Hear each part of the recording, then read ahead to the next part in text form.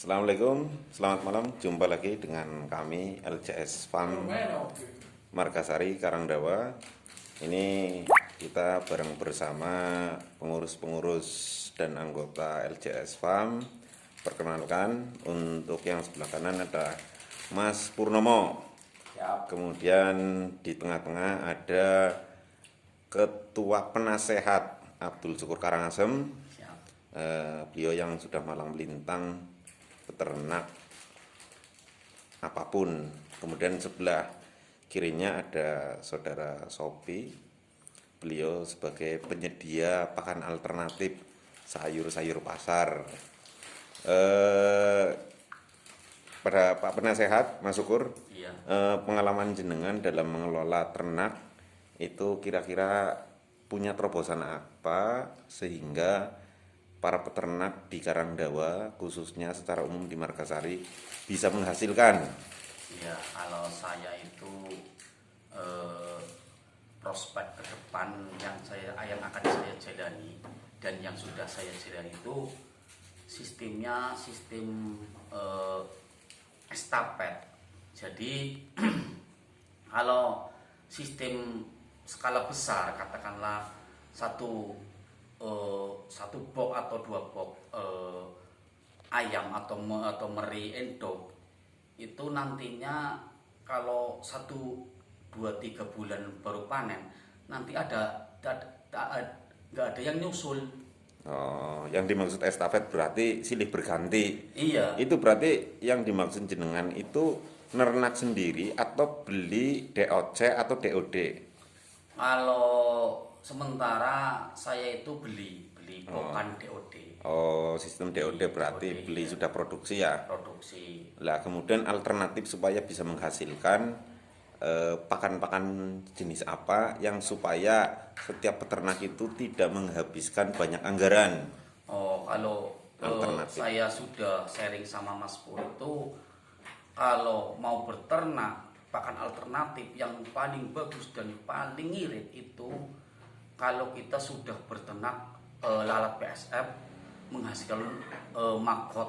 Oh, berarti dengan sistem maggot ya? Iya, sistem maggot. Sehingga kalau pakan maggot itu kalau keadaan seperti cuaca dingin seperti ini, ternak di makan maggot itu jadi badannya ada hangat. Kalau musim panas, ternak itu badannya jadi dingin, stabil. Dan kalau sudah menghasilkan dari pakan maggot itu, insya Allah semua peternak akan menghasilkan sangat signifikan. Nah, kemudian pertanyaannya, karena banyak juga yang belum pernah atau jarang memelihara maggot, alternatif lain selain maggot, itu maggot kan adalah alternatif utama, katakan seperti itu, yang penting untuk pertumbuhan ternak. Lah, yang saya tanyakan adalah yang belum pernah ternak maggot, kira-kira pakan alternatif apa yang paling ideal? Atau yang mungkin Pak Penasehat pernah sekarang dilakukan, itu alternatif jenis apa saja? Oh iya, sebelumnya saya itu sudah kerjasama sama Mas Sopi itu disuplai dari Mas Sopi itu sayur pasar. Setiap hari itu menghabiskan 1 karung sayur pasar seperti jenisnya kol, timun, sisa sayur-sayur sisa dari pedagang yang mau dibuang ke TPS. Alhamdulillah dimanfaatkan oleh Mas Sopi sehingga langsung disuplai kepada saya, itu sangat mendukung untuk pakan entok. Jadi seperti sekarang ini kan dedak katul itu lagi sulit, sehingga kalau dicampur dengan sayur itu sehingga dedak yang tadinya 20 kilo sekarang paling 10 kiloan lah paling gitu. Bisa menghemat biaya lah ya. Iya. Lah untuk Mas Sopi itu untuk harga sayurnya berapa Mas Sopi untuk 1 karungnya? Tergantung karungnya sih, kadang 10.000, ada yang 5.000 juga. Ya tergantung orangnya yang ngasih lah pokoknya. Oh, berarti harganya harga sukarela. Iya. Karena sayur-sayur limbah ya. Iya. Karena sayur limbah yang dimanfaatkan oleh Mas Sopi yang kemudian dikasihkan kepada teman-teman. Sistem pembeliannya berarti sukarela, mau ngasih seberapa itu terserah. Monggo barangkali yang mau belajar beternak mendok, beternak bebek atau apapun, kami di sini sebagai pengurus LJS itu siap memberikan bimbingan. Pada prinsipnya adalah bareng sinau. Oh iya, ada satu terobosan yang dilakukan oleh Pak Wakil Ketua, yaitu dengan sistem ternak yang baru menetas itu tidak dikasih lampu.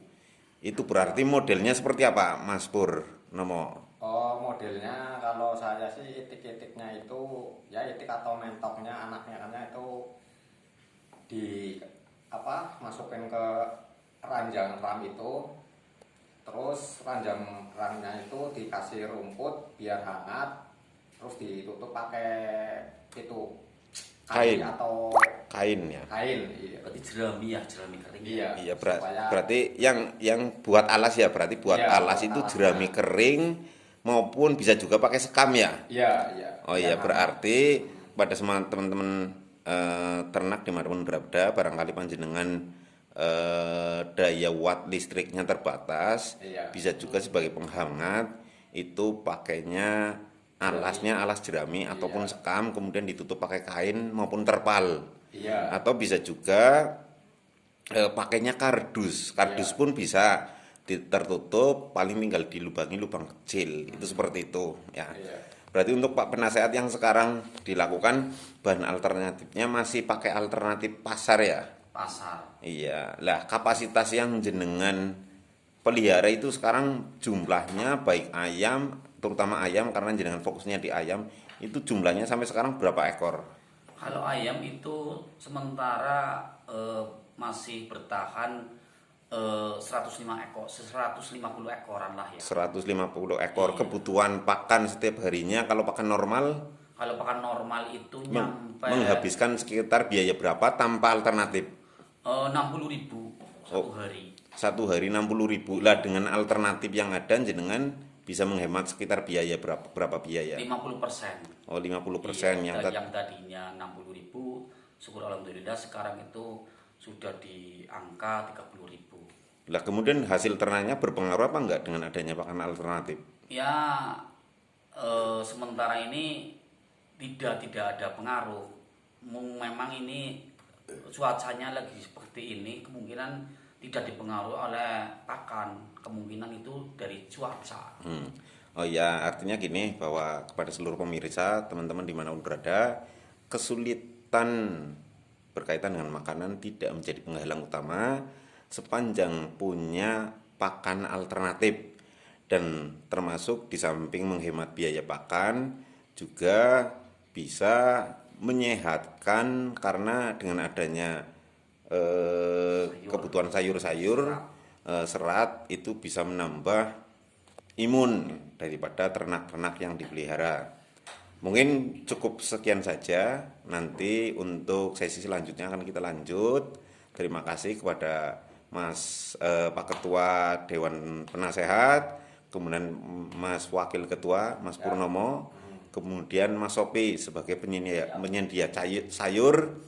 Kepada siapapun monggo silakan, barangkali butuh tinggal menghubungi beliau. Selamat malam dan sampai jumpa di lain kesempatan. Wassalamualaikum warahmatullahi wabarakatuh. Salam LJS, salam satu hobi.